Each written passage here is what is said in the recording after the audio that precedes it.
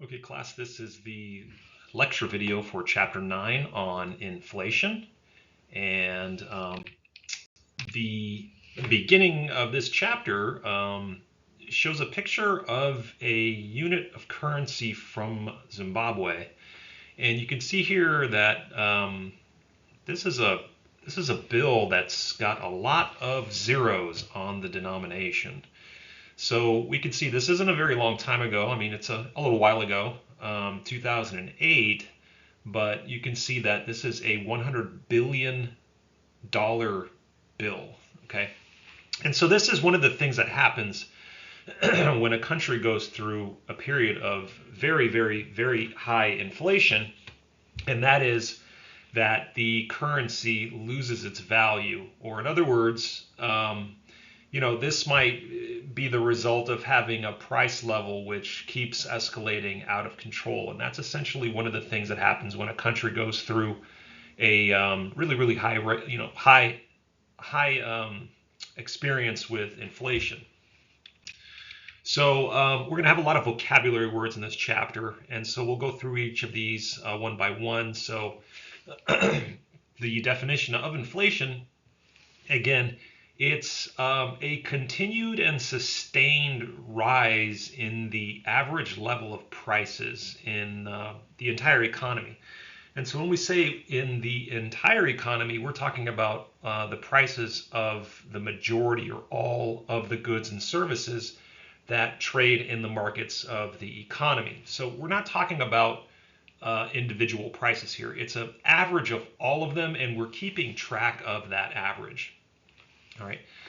This also occurs when there's pressure on prices to rise in most markets. So it's not just the goods market, not just the labor market, but it could be also in the capital market when we see interest rates rise as well to keep up with inflation. Okay.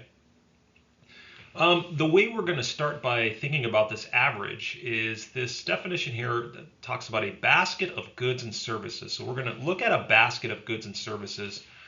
We're going to see how much that basket of goods and services costs. And then that is a price that we want to maybe keep track of. So we're going to average the prices of the goods and services in this basket somehow. And then we want to keep track of that average price level. How is that changing from one period of time to the next, right? So this is a hypothetical group of different items with specified quantities of each one, meant to represent a quote-unquote typical set of consumer purchases, right? Again, here's something important. It's computed using a weighted average. And so we're going to not treat all of the goods and services in that basket equally. We're going to attach a little bit more weight onto the goods and services we think are more important for households and would do a little bit more, maybe be a little bit more damaging to their finances if the prices of that specific good or service were to rise. So you want to put the weights according to how often a household might utilize a specific good or a service. Another way of keeping track of these averages is by using something called indexing, right? So an index number is a unit-free number that we're going to derive from this price level over a number of years. And this essentially is aimed at trying to make comparisons as easy as possible. So we're going to choose one of those years and we're going to normalize or standardize that price level to equal 100. And if we do that to that 1 year, we can actually make some pretty good comparisons from the price level of other years compared to this one that's a baseline level of 100. So on the helper video that I'll post following this lecture video, I'm going to go ahead and go over a couple of examples of how to actually do this. So the base year is typically the year that we're going to choose to set equal to 100. And so that is, it's an arbitrary year, and there's no real rhyme or reason to pick one year over the other. And we're just going to set it in a way that we're going to multiply, or we're going to have it equal to 100, and I'll show you how to do that as well. It's a little easier than it sounds, right? And this is an important definition here, or an important equation and that is the inflation calculation. So this is essentially how we're going to calculate the rate of inflation. So here you can see that it is going to be the level of prices in the like the current year, right? Here it says new year, but we can think of this as right now, minus the same price level from the previous year, divided by the same price level from the previous year times 100. That gives us this definition of percentage change. So you can think of a quick, easy example to do. Let's say let's say right now the price level is, let's say it's 110, right? That's the index value. And let's say in the previous year, the same basket of goods and services, the index value was equal to 100. So we're going to subtract the level in the previous year, which is minus 100. And then we're going to divide by the level in the previous year. It's going to divide by 100 as well. And then we multiply by 100 to get this into percentage change. All right. And what we're going to see is that's going to be equal to, so it's going to be 10 over 100 times 100. That's going to be equal to 10. Right. And again, this is in percent. So we know that based on these values I just chose, and these are simple values that we're going to use here for this example, that if the previous year the price level was 100 and right now it's equal to 110, we can safely say that prices went up by 10%, right? And that's what this, that's what this equation is going to allow us to do. Okay, so what we've been talking about, this basket of goods or services, which you can think of it as a hypothetical basket of goods or services. If it's a basket that contains goods and services that an average consumer would purchase, we can think of that as the consumer price index. All right, so this is a measurement of inflation that is calculated based on the price level from a fixed basket of goods and services that represents the average consumer's purchases. All right, so we're going to fix this basket of goods and services, and we're going to try to keep track of how the price of that basket changes from one year to the next. And we want to make sure we also look at what the cost of living is in comparison to that. These aren't always equal to the same thing, right? Now, a couple things can come about by doing things that way in terms of bias. One of them is a substitution bias, and the other one is the quality or new goods bias. So here, the key word for this CPI definition is it's a fixed basket of goods and services, right? So it doesn't mean, this doesn't allow for any type of change, right? So if you are a typical consumer and you notice that the price of one of your goods and services that you usually buy goes up, you might substitute into a cheaper alternative. All right. So one of the things that this CPI neglects to do is to keep track of the goods and services that maybe some consumers switch to when some of those other goods and services in the basket already become more expensive. All right. So that's essentially the substitution bias, is an inflation rate calculated using a fixed basket might overestimate the true rise in the cost of living because it does not take into account that people sometimes substitute away from, goods that prices rise considerably, right? There's also the quality / new goods bias, right? So we also can overstate the average rise in prices because we do not take into consideration that there are improvements in the quality of existing goods, or sometimes there's brand new goods altogether. And so that also tends to not think of things on a quality basis. So just because the price of your cell phone goes up doesn't mean that it's not a better cell phone than what you're replacing from last year's model. So you want to think of this as, if things get to be more, improve their efficiency or their better products overall, you'd expect people to pay more money for those things. And so this doesn't keep track of that quality or brand new product trend over time, the economy, people tend to adopt newer and newer products, right? This consumer price index, this fixed basket of goods and services, doesn't really keep track of those, the price of newer and better goods being more expensive. Okay, so if we were to take that basket and we were to break it down into those weights that are used to calculate its weighted average, this is what the pie chart would probably look like. And I say probably because I think this might be some older data. These weights get updated here and there. So you can see here the vast majority, or the biggest piece of the pie, is housing. And so housing includes things like rent.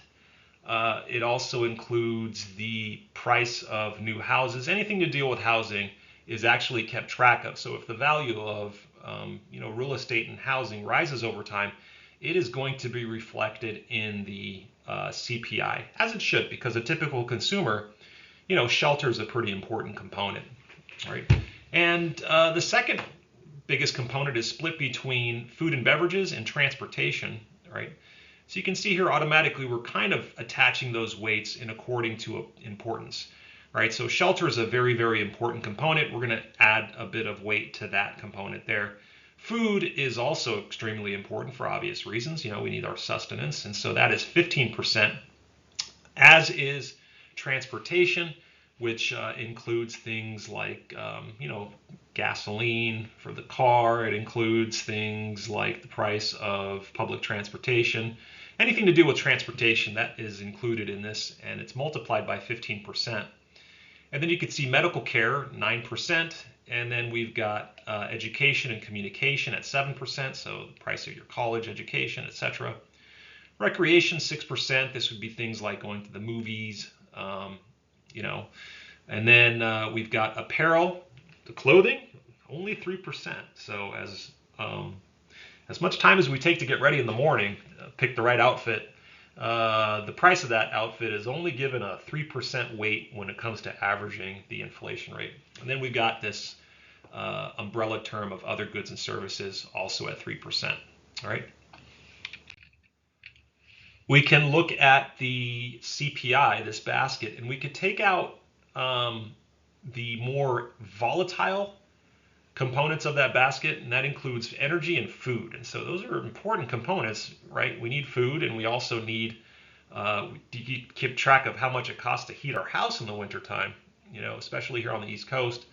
But if what we find is that if you take those components out of the CPI, it doesn't really change the average inflation rate from one year to the next, but it does make it look a lot more volatile. So taking out food and energy makes the data look a lot easier to read, right? And this is a preferred gauge, which government policy is going to be based on, is what's called the core inflation index. You want to think of that. You're eating an apple. What you're left with is the core.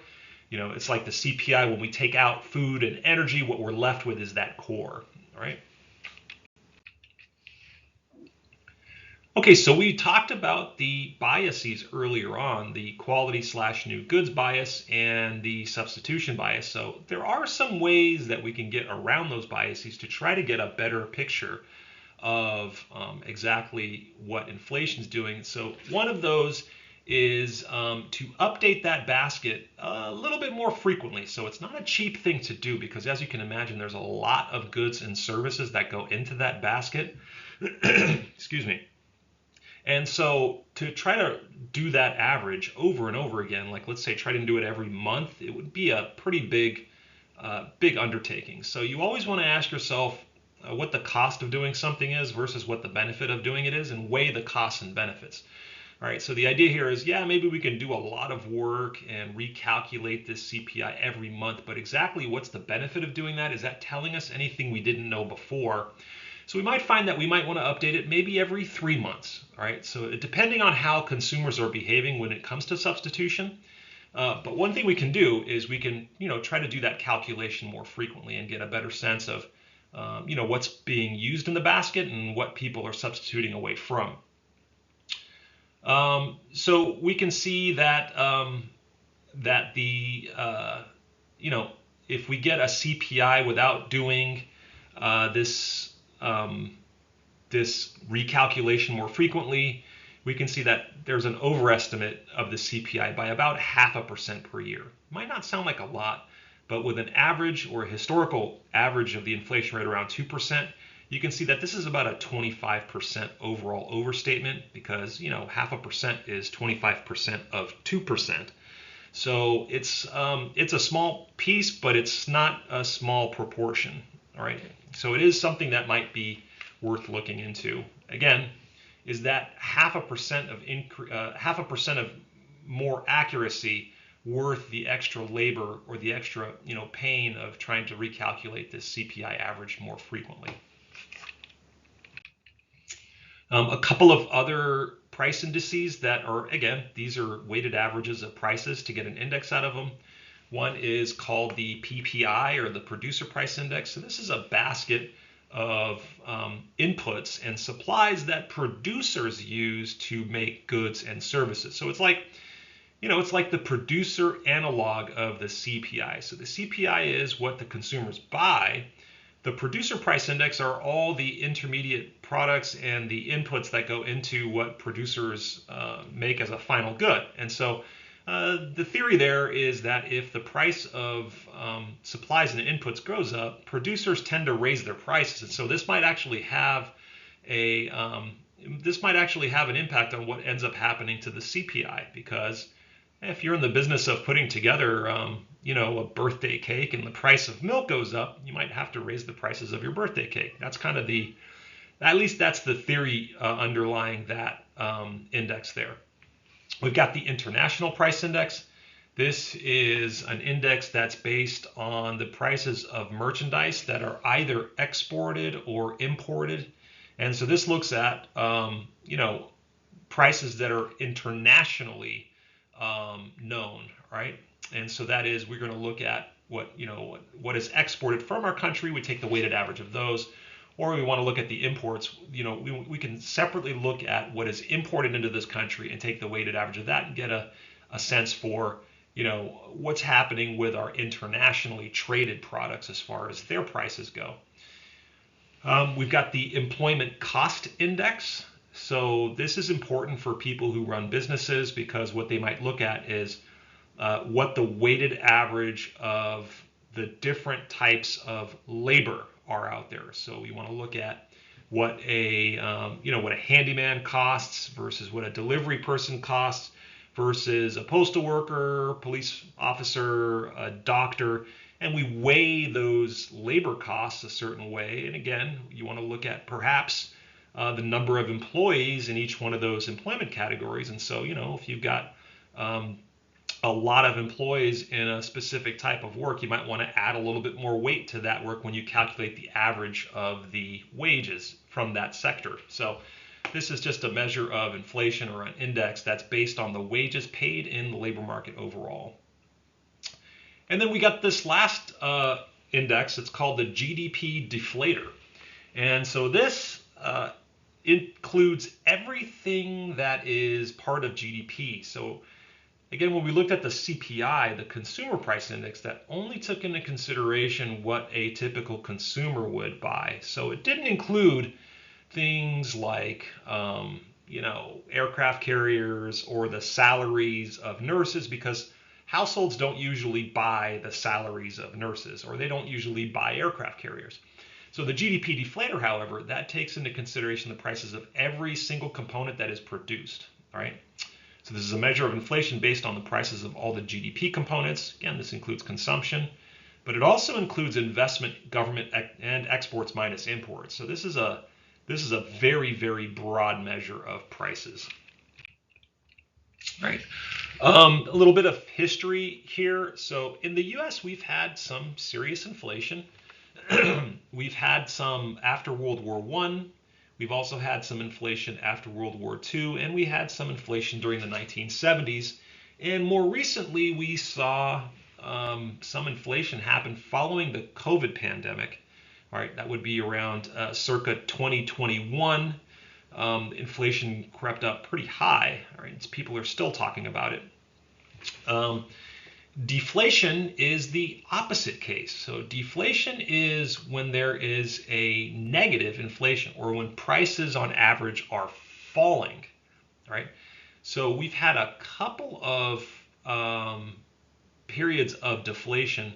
One is we had a really, really bad recession in the early 1920s. And this was a financial panic, actually. And prices on average fell during that recession. And the famous case is the Great Depression of the 1930s, when prices really, really fell. And that caused a lot of problems for the economy. Hyperinflation is pretty much what it sounds like. That's an extraordinary high rate of inflation. All right. And typically you'll see this when economies have a dramatic shift, usually from a centrally planned economy like a communist economy to a more market-oriented economy. So this happens a lot when you see countries adopt free market principles, or overthrow their governments, or have a government will collapse, and then a new economy kind of is birthed out of that. Russia comes to mind, for instance, when communism fell and then it became a market-oriented economy. There was some really serious inflation that was happening. The interesting tidbit here: the closest the United States has ever reached a hyperinflation was during the 1860 to 1865 Civil War, and this was confined to the Confederate States. So you can see here there's a little bit of there's a theme happening here. World War I, World War II, the Civil War. All right. So we see that war does something to the value of money. And usually, not to get too complicated in the woods here, but usually when a country goes to war, it has to borrow a lot of money. And when a country borrows a lot of money, it looks to be a little bit risky, and people might not believe in the money of the economy anymore. Why? You want to think of, someone who has a high level of debt. A bank would look at them a little bit less favorable than someone with zero debt when it comes to borrowing money. Countries are not really that different. So if you see one country that has been, borrowing a lot of money, and there's a question of, is this country going to be able to even pay back all that borrowing? That ends up impacting the value of their money. And when the value of money falls, as it did in, like we said here in Zimbabwe, you can see that prices have no choice but to rise. And so that's somewhere, sometimes where these hyperinflations come from, is if a country is, the borrowing of a country is getting a little bit out of control, right? So here is an interesting graph, and so what we see here on the left is this is the index. So you can kind of see that this is just the average is rising over time, and it looks like let's see, 100 is here, so the base year must be something like 1978, I guess, somewhere around there. If I were to guess, that's about equal to 100. All right, and so you see that there is a trend in the upward direction, but you can see here that sometimes the thing rises a little bit steeper than before, and it kind of flattens out, but there's definitely an upward trend here. And below this graph, this is just the percentage change of this graph up here. So we can see that, let's say, for example, in 1980, it looks like the inflation rate was 14%. So if we go back to 1980 over here, we can see that rise in the price level is about a 14% rise. Okay, so again, we're looking at, let me give you that formula one more time. It's the price level. We can think of it as in year, let's call it just T for some year. And then we're going to have minus the price level of year T minus 1. So that would be the year before, T minus 1, divided by the prices from the year T minus 1. And again, if we wanted to put this into percent terms, we would multiply that by 100, and that would give us the percentage of the price level change. All right. So how do we go from the upper graph here to the lower one here? We're going to take all these values and we're going to substitute them into this formula, and that's what gives us this this graph here. You can see here we have some high rates of inflation, and those correspond to this steep part of the graph right over here because prices are rising pretty quickly. All right. You can see here things kind of flattened out a little bit and went pretty constant. So that's kind of what we're seeing here, where there's an average of around 2 to 3% growth per year. We've got this, looks like prices were at a standstill in 2009. They didn't really rise. That corresponds to this little flat part right over here, 2009, right there. Okay. We can do this across different countries. So we could do like a cross-country comparison. Here we've got the US, Japan, Germany, and the UK. You can see here the interesting thing about this graph is that a lot of the inflation we see sometimes tracks across borders. All right, so this could be, you know, just the imports and exports spilling their inflation over into those other countries.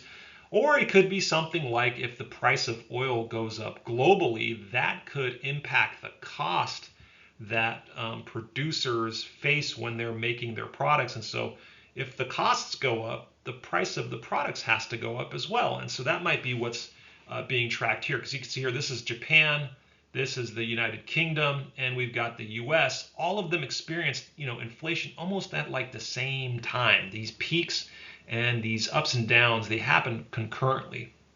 All right, so this is an interesting picture there. Some really high rates of inflation, like I mentioned, with the one that came to mind was Russia.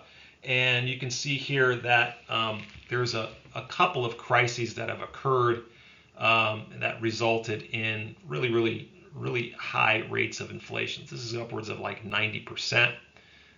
Compared to Brazil and China, which is, you know, in the neighborhood of 5% or so. But that wasn't always the case. If we go back even earlier, before 1995, we can see that Brazil had some tremendous inflation. From the 1997 to 1991 period, you know, you're looking at a period of about 4 years. You can see here that inflation went up almost to 3,000%. So that's a pretty incredible number. That would mean that if you did the PT minus 1 over PT minus 1 formula, you would get 3,000 as a result of that. And that's some serious increases in average prices. And it didn't just end there. It went right back up to 2,000%, right? And this gives you an idea of, compared to Russia's, Russia's hyperinflation, you know, the Brazil really outdoes them. They're like the champion of hyperinflation here in this comparison. So what's the big deal with regards to inflation? You know, if all prices are going up at the same time, what does it really matter? Well, prices don't always go up at the exact same time. So for instance, if the price of groceries goes up, it doesn't necessarily mean that your paycheck's going to go up as well to keep you up with the cost of living. So that's where we get into this. All right, you got inflation versus the cost of living. You know, if people aren't getting an increase in their paychecks to match the increase in the costs, that makes, you know, your cost of living go up a lot. And so we see that one of the important components of a market economy is what the price is doing, as far as sending a signal to the marketplace as to, you know, where are the surpluses and where are the shortages. If all prices are going up, you know, at a rate that's unprecedented, that could mix the two of those things together. All right. There's also some unintended redistributions of real value or purchasing power that we'll go over. And obviously, if we don't know what the cost of living is going to look like in the future, we're going to have a hard time doing something like planning for our retirement. Right? How much do you save now to be able to afford to buy your groceries in the future when you can't work anymore, if you have no idea how much those groceries are going to cost in the future? It becomes a little difficult. So inflation is problematic. So here are some people that are hurt by inflation. So if they're holding cash, they're definitely going to be hurt because, that money, like the Zimbabwean dollar, it's going to be worth less and less and less over time as prices rise. If you have your money invested, but the return on that investment isn't keeping up with inflation, let's say you've got it in a certificate of deposit at the bank that pays you a fixed rate of return. Let's say the rate of return is 5%, but then if inflation goes up to 5%, you're basically like ice skating uphill. You're not really making any more wealth because the increase in the interest that you're getting is just going to keep you up to date with the increase in prices. You need to have a return on your investment that is greater than the rate of inflation for you to make some progress in expanding your wealth. And then we typically see that wages always lag behind inflation. All right. Wage adjustments often happen like once a year, maybe twice if you're lucky. So wages are typically, they're sort of sticky, as we like to say. All right.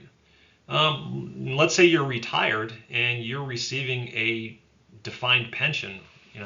You could be hurt by inflation because you're getting that money back in your retirement, but it doesn't increase with the rate of inflation, and all of a sudden, your $200, $300 isn't buying the same amount of groceries as it was the previous year. Now, sometimes people can experience a benefit from inflation. So if you're somebody who borrowed a ton of money, let's say to buy a house, and you have a fixed interest rate on your mortgage, well, the amount of money that you borrowed to buy your house was worth a certain amount in the past. But if prices on average are falling over time, and you're not, if your payment doesn't change from one month to the next, the value of the money that you're paying the bank back is actually going down over time. All right.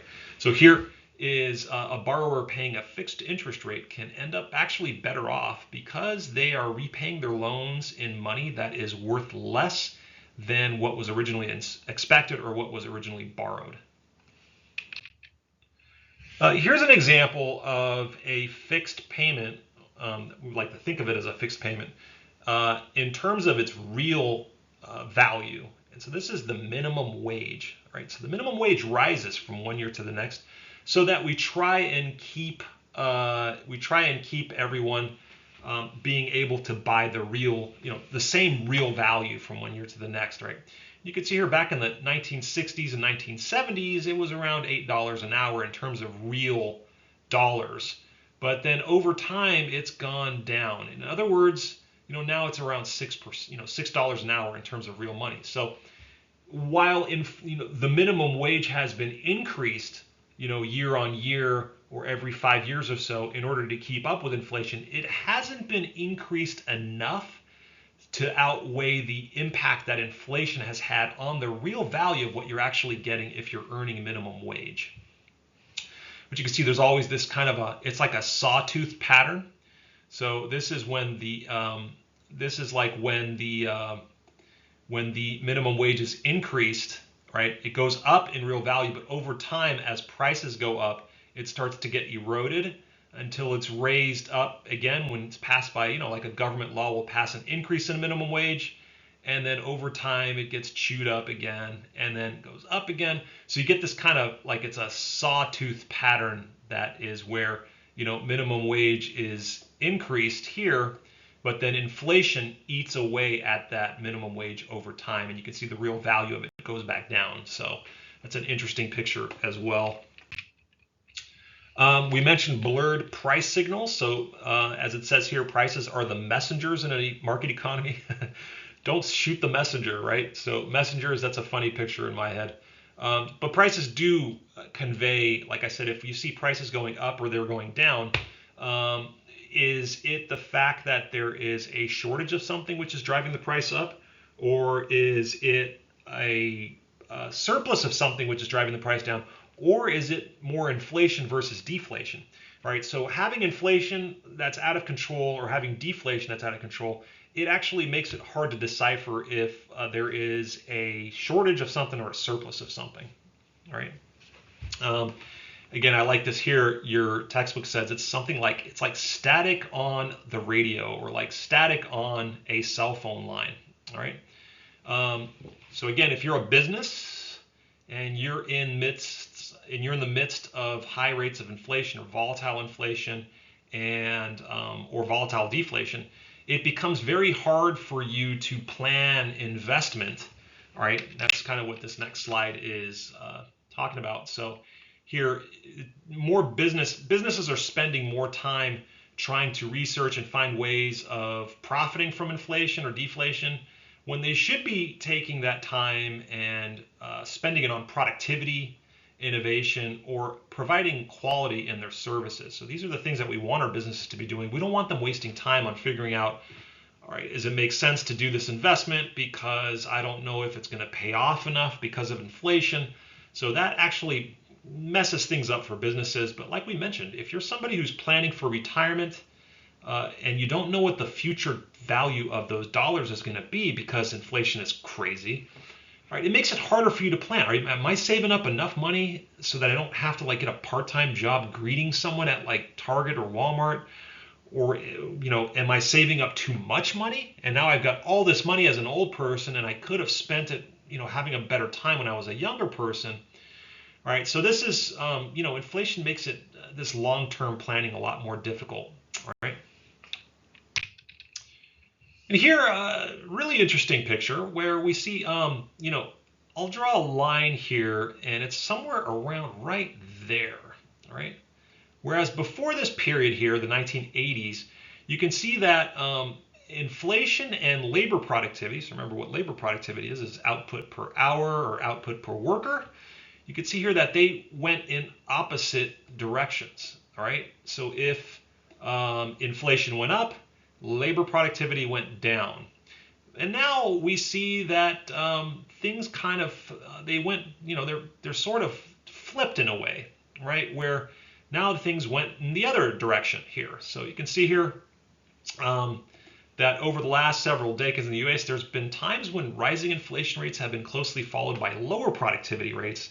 And then lower inflation rates have corresponded to now increasing productivity rates. So you can see here, you've got labor productivity going up as inflation comes down, and that's an interesting thing that happened. And again, that trend has changed somewhere around the 1980s. And again, a lot of this is the result of increases in the price of oil. Right?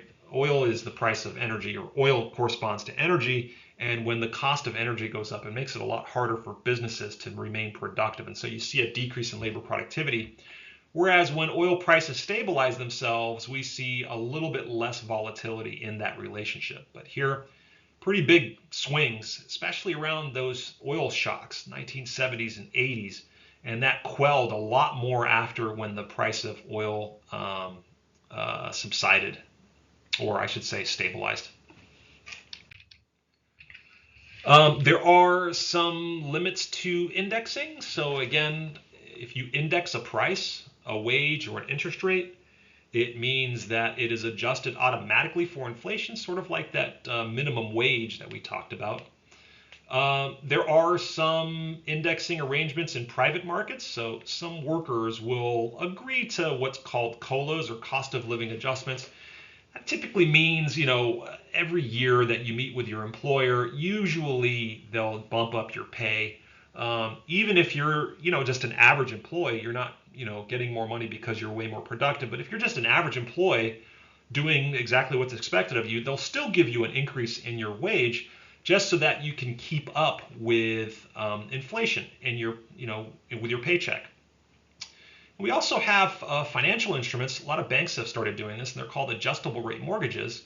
And so these mortgages, they usually come with a lower interest rate, but the understanding is that depending on what inflation is doing, that interest rate can go up, or it can go down, or it can stay the same. So this is totally different than a fixed rate mortgage where, over the course of 20 years or 30 years, the payment that you're paying the bank back does not change at all.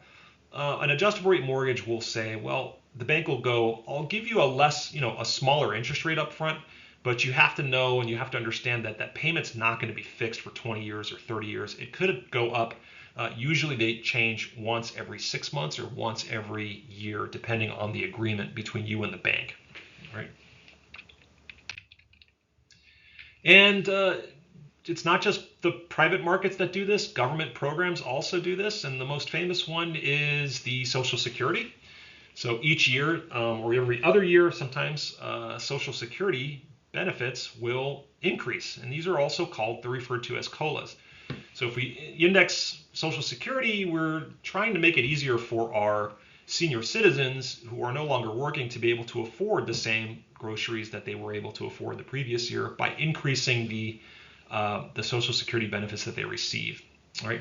A couple of other things worth mentioning is that sometimes the government will borrow money and offer bonds. So bonds are essentially, you buy a bond from the government, you're lending the government money. So it's like you and the government end up bonded together in this financial agreement. So you buy this bond for the government, and the agreement is, I'll pay you for this bond. The government basically is borrowing the money when you buy that bond from them. And then over time, the government has to pay you back the amount that you paid for the bond, plus a little bit of extra interest. Sometimes if that is fixed, you could see that you're running into the same problem where you bought this bond for $100, the government is paying you back, but you're not seeing as much back when it comes to inflation because some of the increases in prices are eating away at what the government is paying you back. So government understands this, and the way they can attract you to still buy a bond is sometimes they offer you to pay an interest rate above and beyond whatever the inflation rate is. So it kind of shelters you from increases in inflation by offering to pay a higher rate of interest when inflation's higher and a lower one when inflation's lower. Okay, so that is it for inflation. I'm going to put together a helper video with some examples from this chapter that you can also refer to just to let you know how to do some of the math in this chapter. All right, we'll talk to you soon again.